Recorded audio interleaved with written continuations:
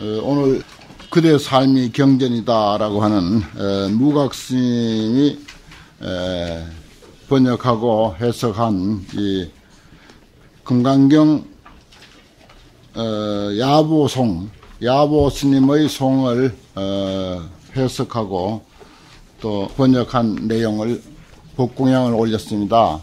이 무각스님은 여기 처음부터 여기서 공부하신 스님인데 얼굴 모르죠? 잠깐 일어나서 얼굴 한번 비춰줘요. 무각스님. 여기.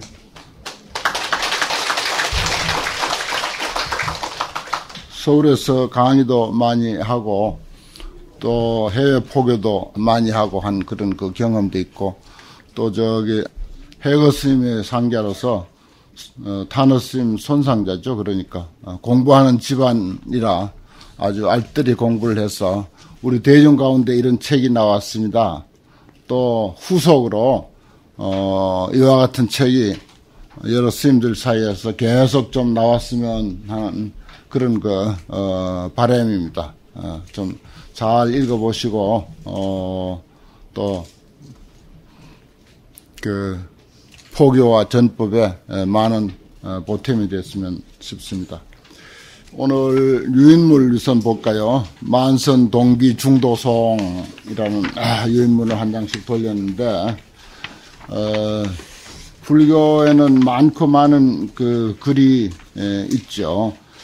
그 중에서도 서문으로서는 우리가 방금 읽은 서문은 3대 서문을 치는데 우리가 방금 읽은 왕복서를 제일로 치고 그 다음에 일물서라고 해서 금강경 오가의 하머스님 서문을 또 아주 빼어난 글이고 그 지견이 하늘을 찌를 듯한 그런 높은 지견으로 뛰어난 글이기 때문에 또 일물서도 그에 못지 않습니다. 그리고 또 마방서라고 해서 임재록 서문을 또 쳐줍니다. 임재록을 서문을 쓰신 그 마방이라고 하는 그 당시 아주 유명한 아주 뛰어난 학자고 한데 그분이선 이제 임재 스님의 어록 서문 그것을 또 쳐줍니다. 그런데 그런 아주 서문이라든지 경이라든지 반야심경 무슨 보현행원품 보안장 보문품 이런 아주 짤막짤막하고 중요한 뜻이 담겨 있는 그런 글들이 참 많은데 짧고 정말 불교의 심오한 뜻과 또 우리 불교인으로서 입에 익숙한 발심이라든지 불도라든지 육바라밀이라든지 기타 무슨 부처님께 예배하는 문제, 분향, 향을 사르는 문제, 그 다음에 무슨 불사하는 문제, 이런 등등 우리에게 가장 친숙한 불교 용어, 그것을 다 여기다가 모아가지고 그러한 것들을 어떻게 우리가 이해하고 어떻게 실천할 것인가, 어떻게 이해하고 어떻게 실천하는 것이 과연 대성불교적이고 아주 뛰어난 안목으로 사는 불자의 삶인가 하는 그런 입장에서 볼 때는 이 만선동기 중도송이라고 하는 이 개송 지나갈 게 없습니다.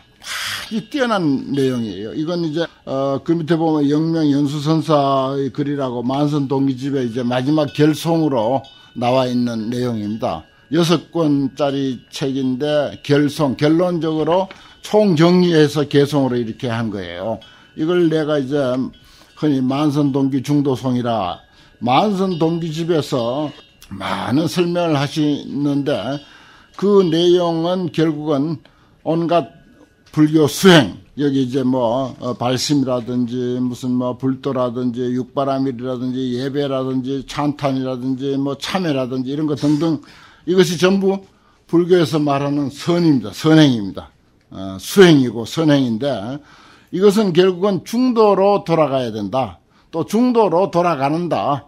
또 중도에 입각해서 보시를 하고 발심을 하고 불도를 닦고 선정을 닦고 인욕을 하고 해야지 이것이 중도적인 입장이 아니고서는 제대로 수행이라고 할 수가 없고 바람직한 삶이라고 할 수가 없다 하는 그런 그 결론에 도달하게 된 것입니다.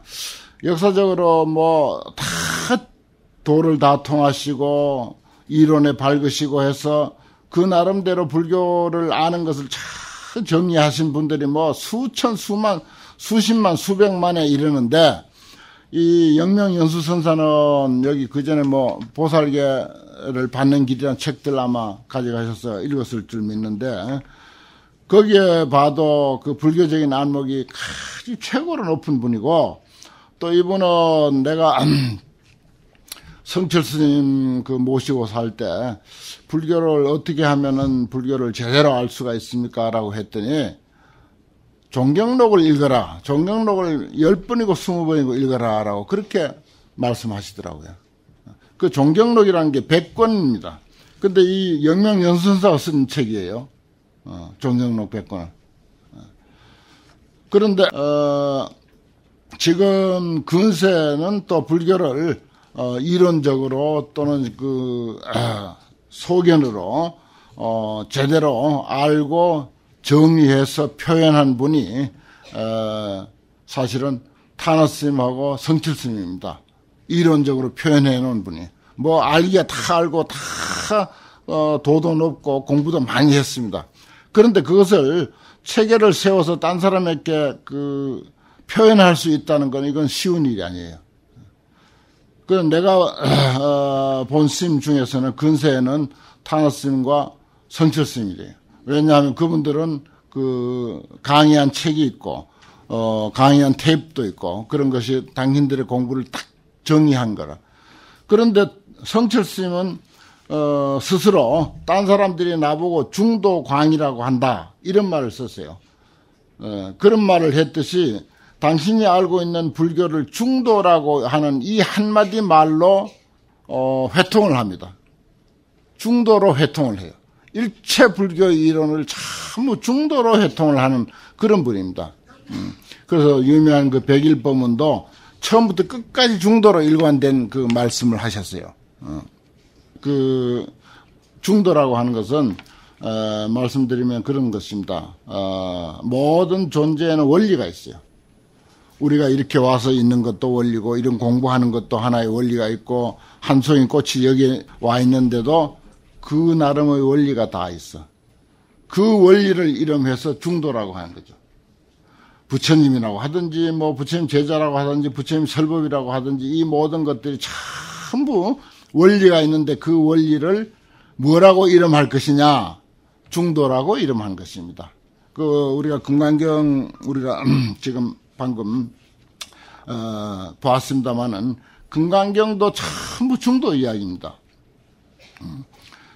그런데 여기에 이 중도송 이것은 그 중도라고 하는 원리를 알아서 원리에 맞게 수행하는 것 이것이 가장 이상적인 수행이라는 것입니다. 모든 존재 모든 수행은 전부 중도 원리에 입각한 것이기 때문에 그 중도의 원리에 맞게 이해해서 수행하는 것 이것이야말로 가장 이상적인 수행이고 이상적인 삶이고 이것을 이제 성공한 삶이라고 할 수도 있고 해탈의 삶이라고도 할 수가 있습니다.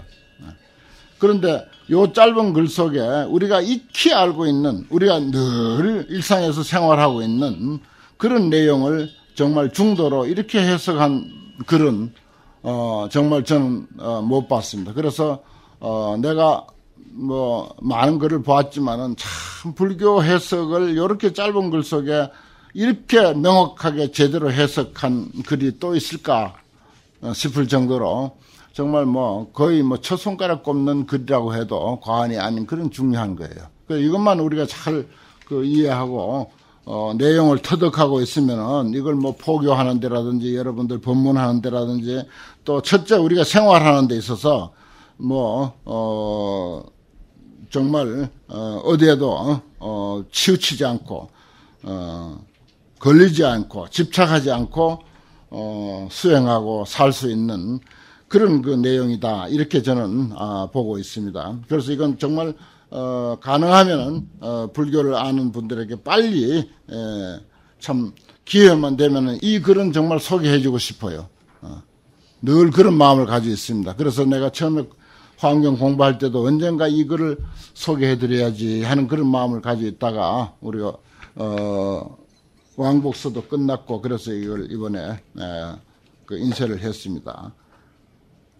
이 번호는 제가 순서대로 그냥 이게 찾기 쉽도록 한다고 의미대로 그냥 매긴 것입니다. 우리가 처음에 보리심을 바란다 그러죠. 처음에 발심한다. 뭐 우리가 불교에 귀한 게 전부 발심입니다. 그래서 그 발심을 우리가 보리심을 바랬다. 구체적으로 하면 그러죠. 그걸 더 이제 장황하게 말씀드리면 발, 안욕, 따라, 삼맥, 삼보리심입니다. 근데 그런 보리심을 바라는데 바랐다고 해서 뭐 바라는 흔적이 있는 것이 아니고 또 있었어도 안 되는 것이고 또 그것을 가만히 우리가 추궁해 들어가 보면 발심한 게 없습니다. 그래서 보리 무발이 발이라 그랬어요. 보리심은 바람이 없이 발하는 것이다.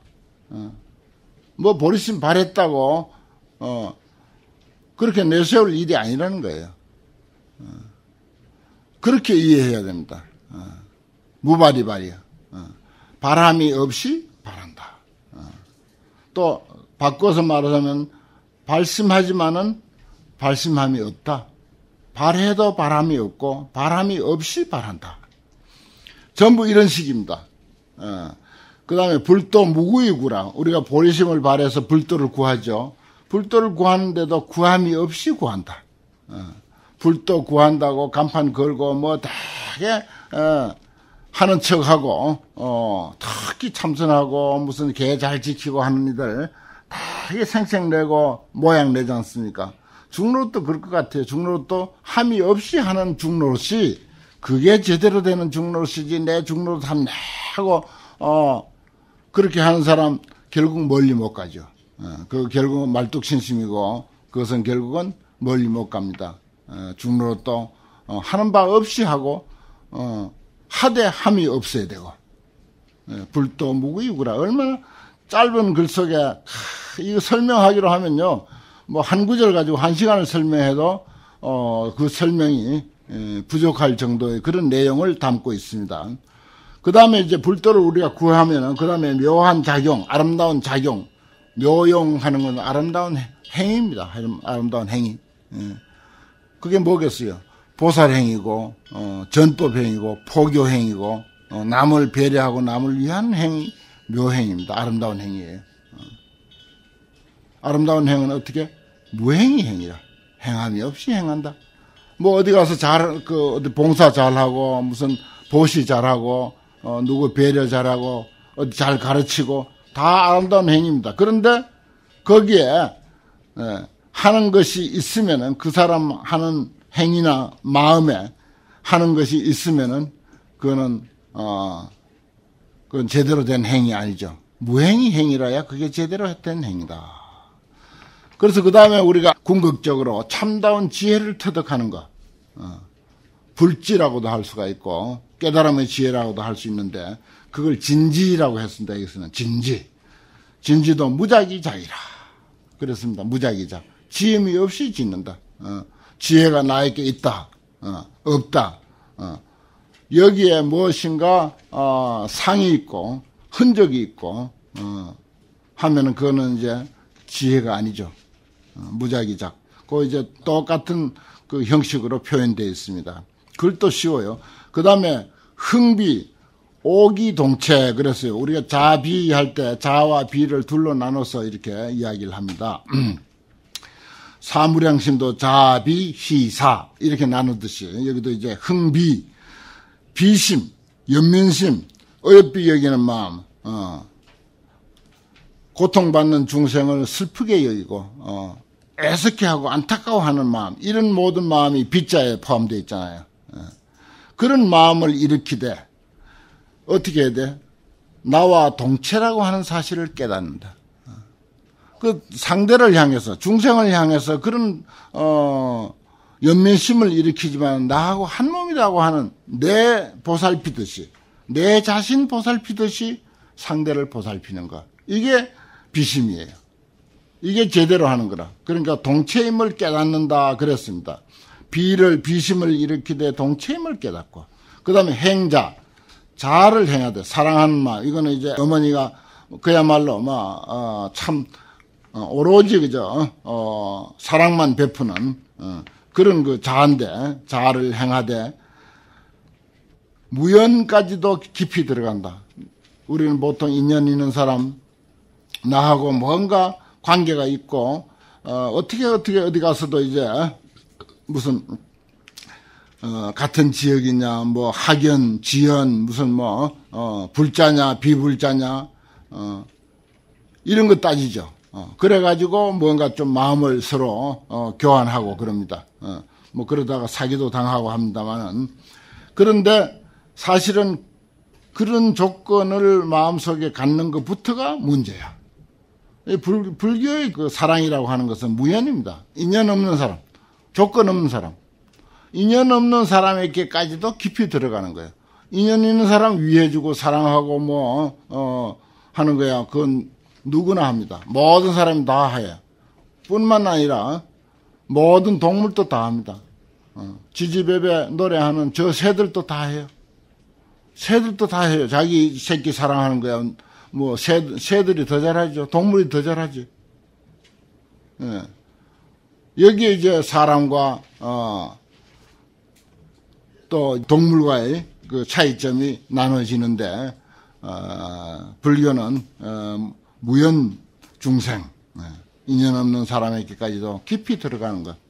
그게 이제 진정한 사랑을 행하는, 실천하는 행위다. 그 다음에 무소사의 행동이라, 요건 이제 보시, 지금부터 이제 육바라밀이 나오는데, 버린 바 없이 단바라밀을 행한다. 행단, 단자는 이제 보시를 행한다. 그 말입니다. 누구에게 희사를 해도 희사하는 바 없이, 무주상, 뭐 그런 말로 이해하면 됩니다. 그 다음에 무소지 구계라, 이건 지계예요. 가지는 바 없이 계를 구족한다. 그 다음에 수진, 요건 정진이죠. 수진 요무속이라, 정진을 닦되 일어난 바 없음을 깨닫는다. 요자는 여기서 깨닫는다는 뜻입니다. 정진을 닦되, 정진은 뭔가 열심히 하는 거잖아요. 뭔가 마음으로부터 아주 활발한 그런 작용이 있는 것입니다. 일어남이 있는 건데 일어난 바가 없는 것을 깨닫는다. 우리 마음속에서 열심히 정진하지만은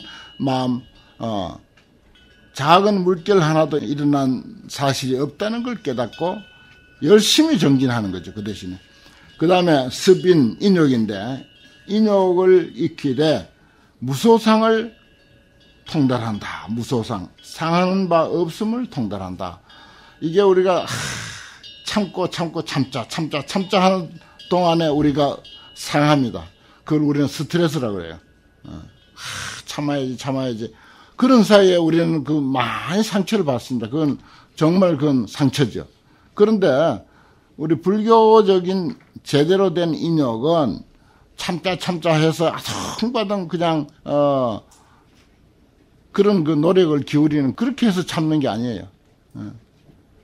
정말 마음에 전혀 참는다고 하는 그런 흔적 없이, 그런 작용 없이 참아야 그게 제대로 참는 것. 그걸 무소상이라고 그래요. 상한 바 없음을 통달한다.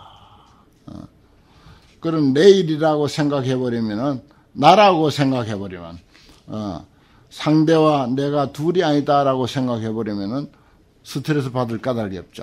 우리 참자고 할 것도 없습니다. 그때는.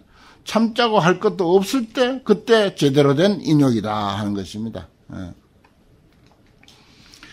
그 다음에 지혜죠. 반야는 오경무생이라.